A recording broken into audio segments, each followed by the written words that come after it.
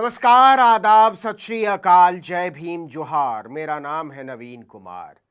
नीतीश कुमार को ऐसे ही राजनीति का महीन खिलाड़ी नहीं कहा जाता है। कुछ समझ में नहीं आता कि वो कब किसके साथ मिलकर किसका काम लगा रहे हैं, और सबको लगता रहता है कि नीतीश उसी के साथ है। जैसे नीतीश कुमार ने भाजपा के साथ मिलकर उपेंद्र कुशवाहा का काम लगा दिया, और उपेंद्र कुशवाहा खुश भी हैं, शुक्रगुजार भी हैं, क्योंकि राज्यसभा जा रहे हैं। लेकिन राज्यसभा भेजने में भी उनके साथ भारी गेम हो गया है। आपको याद हो तो उपेंद्र कुशवाहा ने लोकसभा के चुनाव के लिए सबसे आसान सीट ली थी, लेकिन भाजपा ने ऐसा खेल किया कि वो उनके लिए सबसे मुश्किल सीट बन गई, और जीतना छोड़िए, दूसरे नहीं तीसरे नंबर पर जाकर गिरे। भाजपा ने भोजपुरी सुपरस्टार को आसनसोल से उतारने का ऐलान करने के बाद सारी गोटी बदल डाली।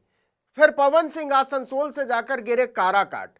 लोगों में कंफ्यूजन फैला कि एनडीए का असली उम्मीदवार कौन है, और जब तक बीजेपी स्थिति साफ करती, उपेंद्र कुशवाहा का कांड हो चुका था। लेकिन अब क्या हुआ? तो वही हुआ है जो विकासशील इंसान पार्टी के चीफ मुकेश सहनी के साथ हुआ था।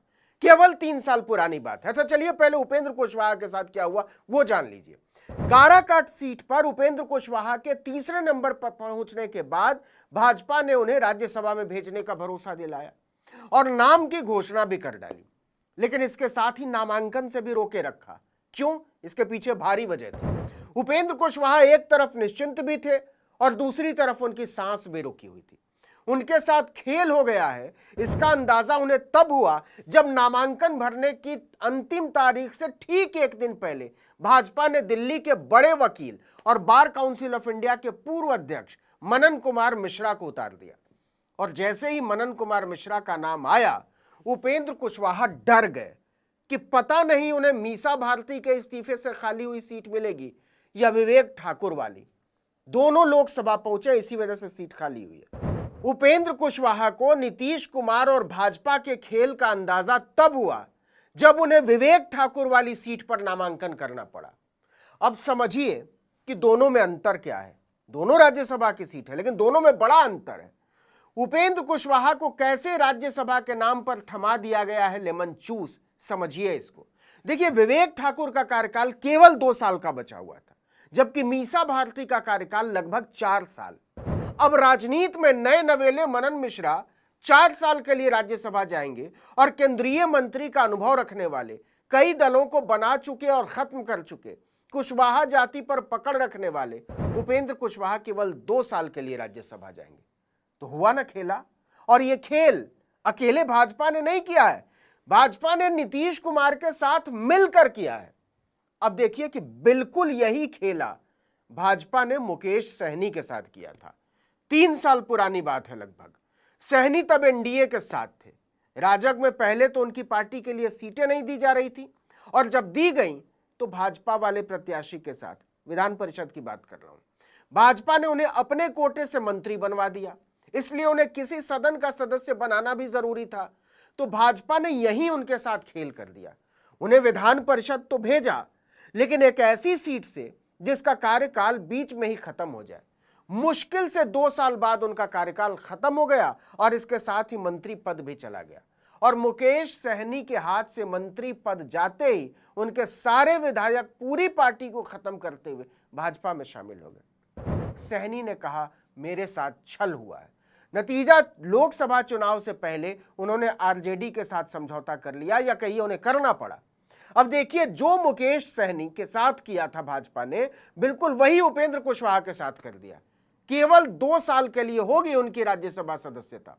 मतलब अगर मोदी ने उन्हें मंत्री बनाया भी, तो राज्यसभा की सदस्यता खत्म होने के साथ ही मंत्री पद भी चला जाएगा। याद कीजिए, आरसीपी सिंह के साथ क्या हुआ था। नीतीश कुमार ने जनता दल का अध्यक्ष बनाया, फिर केंद्र में मंत्री बनवाया, लेकिन जब दिल्ली पहुंचने के बाद वो भाजपा के साथ खेलने लगे, तो नीतीश ने उनकी राज्यसभा की सदस्यता रिचार्ज ही नहीं करवाई। नतीजा, केवल 1 साल बाद उन्हें मंत्रिमंडल छोड़कर घर बैठना पड़ गया। मुख्यमंत्री बनने का सपना देख रहे थे।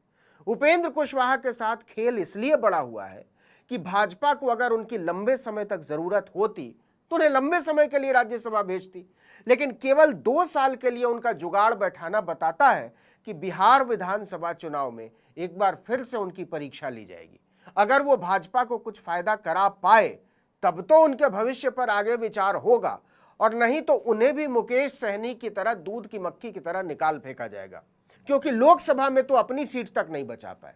हालांकि बिहार की राजनीति को समझने वालों को लगता है कि उपेंद्र कुशवाहा हारे नहीं हैं, उन्हें हराया गया है, उनका घेर कर शिकार किया गया है। लेकिन उनकी मजबूरी ऐसी है कि केवल 2 साल के लिए राज्यसभा मिलने के बाद भी उन्हें नामांकन के बाद विधानसभा से बाहर निकलते हुए मुस्कुराना पड़ रहा था।